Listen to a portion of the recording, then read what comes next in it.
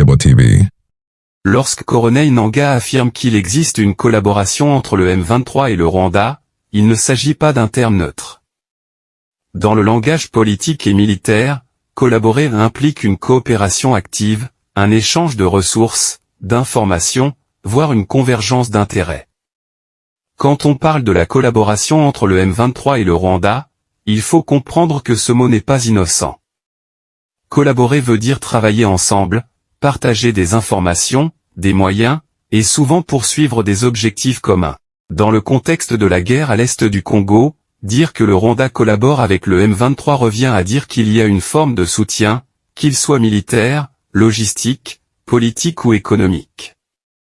Cela veut dire que le M23 n'est pas seulement une rébellion locale, mais une force qui bénéficie d'un appui extérieur, ce qui change complètement la nature du conflit. Pour le peuple congolais, cette affirmation est très grave. Elle confirme ce que beaucoup dénoncent depuis longtemps, le Congo est agressé par une puissance voisine qui utilise une milice comme intermédiaire. Cela veut dire que la souveraineté du pays est directement menacée. Le M23 n'agit pas seul, il agit avec l'aide d'un État qui a des intérêts précis dans la région.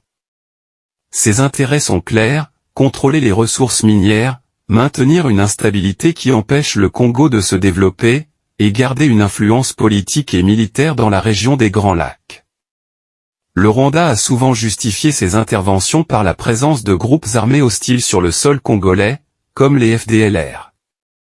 Mais cette justification ne tient pas face aux réalités. En vérité, l'appui au M23 permet au Rwanda de profiter des richesses du Congo, notamment le coltan, l'or et d'autres minerais stratégiques qui passent par ses frontières. En soutenant le M23, le Rwanda garde une mainmise indirecte sur ses ressources et renforce sa position économique et géopolitique. Pour les Congolais, cette situation est insupportable.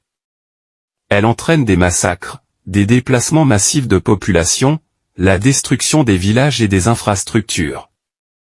Des millions de personnes vivent dans la peur et l'insécurité permanente. Le Congo est ainsi privé de son droit fondamental à la paix et au développement.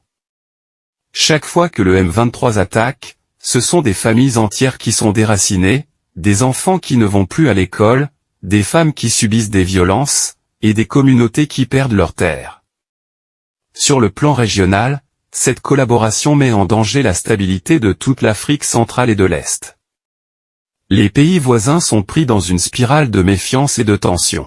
Les organisations régionales comme la Communauté des États de l'Afrique de l'Est ou la SADC sont fragilisées, car elles doivent gérer un conflit qui ne cesse de s'aggraver.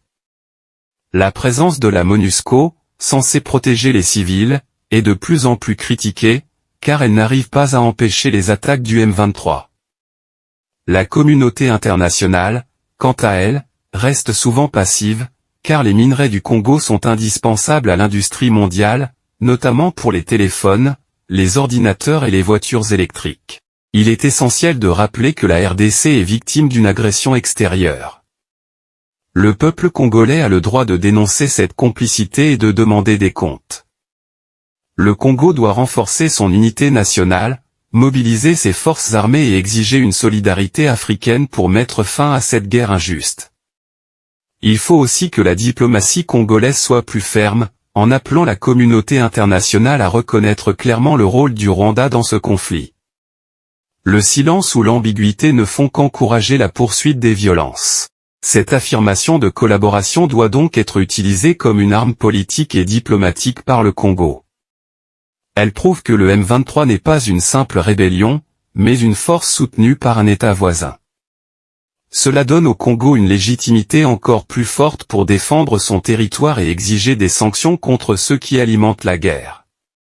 Le peuple congolais doit rester vigilant, uni et déterminé à protéger son pays contre toute tentative de balkanisation. En conclusion, dire que le Rwanda collabore avec le M23, c'est reconnaître que le Congo fait face à une agression organisée. Cela doit pousser les Congolais à renforcer leur patriotisme, à exiger la vérité et à lutter pour que leur pays retrouve la paix et la dignité.